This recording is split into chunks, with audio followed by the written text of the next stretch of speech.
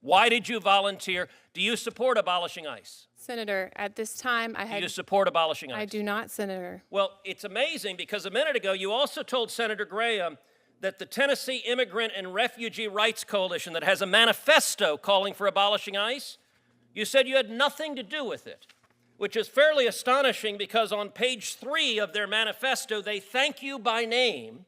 Senator Ted Cruz had some harsh words for this Biden judge nominee. Ted Cruz didn't hold back when he began his questioning of a woke judge who was almost on the verge of tears.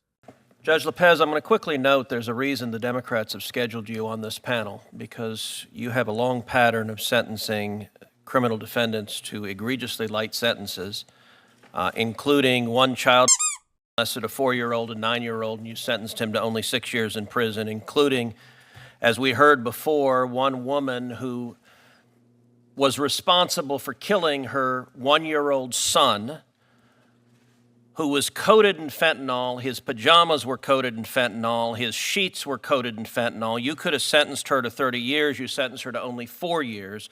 Senator Ted Cruz is great at doing his research beforehand to ensure he can get as many gotcha moments as possible, or to catch the nominee in a lie. Senator Cruz lays out what he is going to drill her on in just a few but sharp sentences. Even though we don't know the full stories behind these individuals, but if what Ted Cruz is saying, it sounds like they should have gotten a lot harsher jail sentences than what they got. It's an egregious pattern, but the reason you're put on this panel is the Democrats know that most Republicans will not have time to question you about that terrible record, because your colleague on this panel, her record is even worse.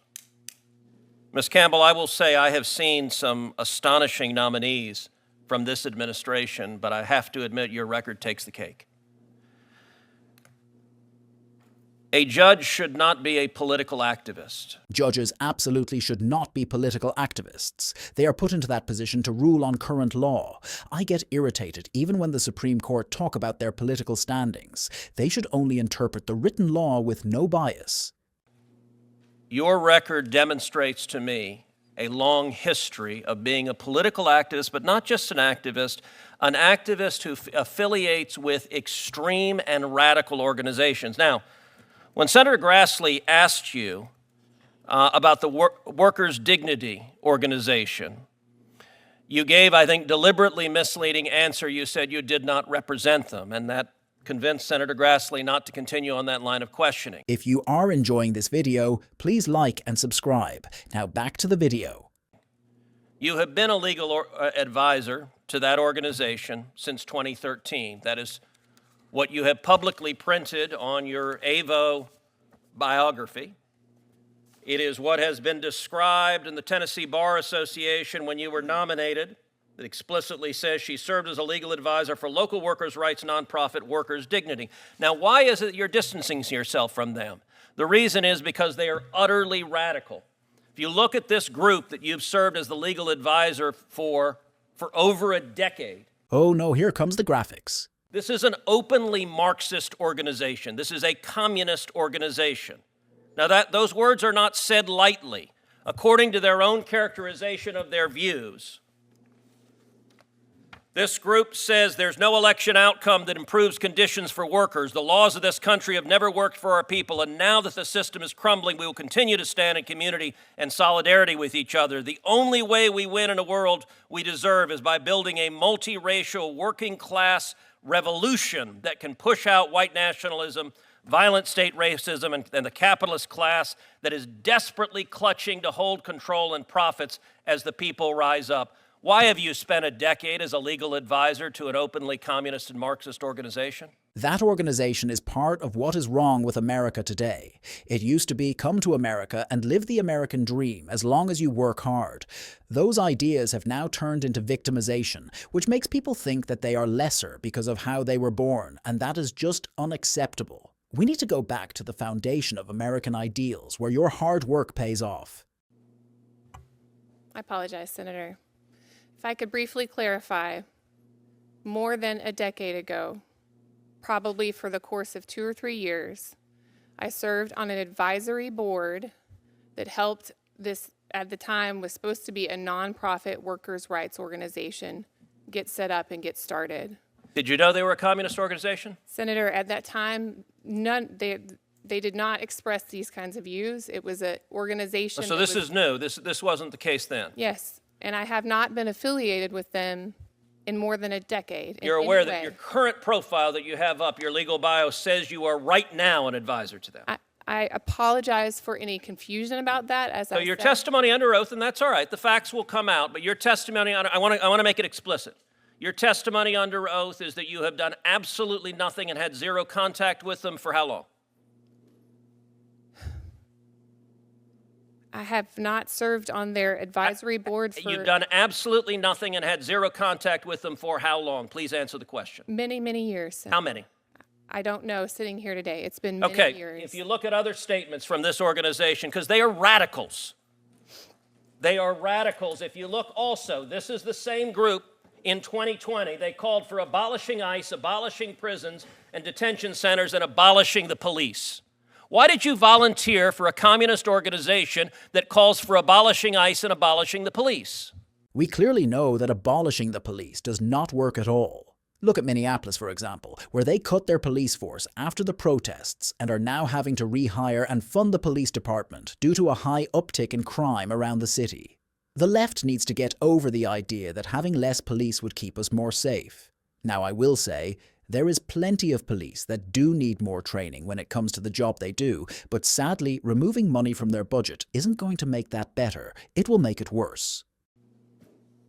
Senator, I have never seen these comments before. You didn't know who you were volunteering for? I was not a volunteer for them at that You were a legal advisor. Were you paid? No, I was Then not. you were a volunteer. If you volunteered to be a legal advisor, you were a volunteer. Why did you volunteer? Do you support abolishing ICE? Senator, at this time, I Do had. you support abolishing ICE? I do not, Senator. Well, it's amazing because a minute ago you also told Senator Graham that the Tennessee Immigrant and Refugee Rights Coalition that has a manifesto calling for abolishing ICE, you said you had nothing to do with it, which is fairly astonishing because on page 3 of their manifesto, they thank you by name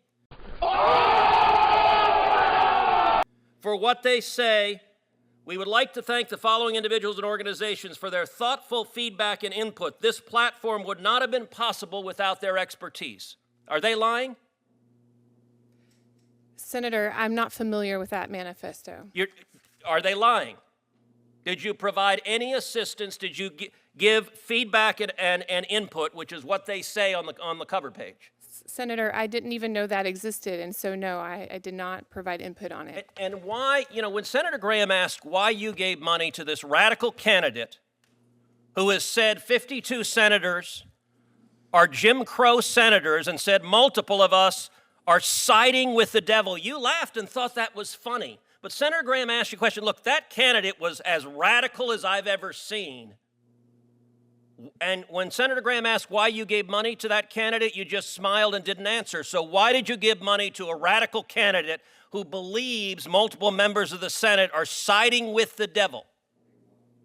I'm not sure about you guys, but I think most of Congress sides with the devil. Senator, Actually, Senator Whitehouse, you weren't here before, but there was an exchange with the chairman where Senator Kennedy asked for longer periods because you have 2 circuit justices, and the chairman said he was going to give additional time. So the comment they want to be gavelled as part of the show is not accurate, and Senator Welch said he was going to give additional time. In fact, he said at the beginning he was going to give 6 minutes. So my question, you did not answer Senator Graham. Mr. Chairman, how much time has expired? How much time has expired? I just want to clarify. I just walked in. Why did you give money? 6 minutes? Because it seems like more than 6 has passed. Why did you give money to this radical? Put up the devil one too. Why did you give money to this radical candidate? $1,500, a lot of money. That's a question. Senator, again, I'm not familiar with these comments. She definitely isn't familiar with a lot of the questions Senator Cruz has been asking, which is surprising since her name is sure used a lot by this organization. I don't understand why it is so difficult to answer the questions truthfully. She is a judge, which means she should know what happens lying under oath. If this was her courtroom and someone was caught doing the same thing, I'm sure she would have had a lot to say then. Why did you give money to this radical candidate? What? Could you let her answer the question, please? I'm not familiar with these comments, and Why did you give money to her? That's the question. You're not going to answer? You're refusing to answer why you gave money to her. Senator, I'm not familiar with these. That's not an answer. My answer is, why did you? What is the affirmative reason? You gave $1,500. There was something you saw in her that you said, this needs $1,500. Why? Please answer that Senator's question. time has expired. Would you please ask the witness to answer the question? She's refusing to answer it. It's indefensible, but answer. Was there any reason? Or do you just give $1,500 to anyone? Senator, your time has expired. I would like her to answer the question. And you said she could answer the question. She has refused to do so multiple times. Please answer the question, Ms. She Campbell. answered the question. No, she did not. She said she didn't know those comments. That's not why she gave the money. You can tell the chairman of this committee is a Democrat. Ted Cruz is simply trying to get a straight answer out of her, which she is unwilling to give. If anything, just tell the truth and tell why you gave the money instead of dancing around the question. Senator, Can I ask you why she gave the money? no. You don't know because she hasn't answered. Senator's Are you time- going to answer, Ms. the Campbell, or does senator's this time committee has not deserve to expired. know why you gave money to The a senator- radical who says we are aligned with Mr. the Chairman, I have a lot of other senators have busy days. Can Yeah. we get on with the next So person? you don't want an answer to the question either, Senator Booker? I just Are want you to say able for to the answer the record, question, Ms. Campbell, or do you believe this committee doesn't deserve an answer to that question? Mr. Chairman, So you're silent. You're just refusing to answer. who's next? The senator's time has expired. If the senator doesn't like the answer, he can It's take not it an into answer. She account. sat there silently and has not spoken. That is, by definition, not an Senator answer. from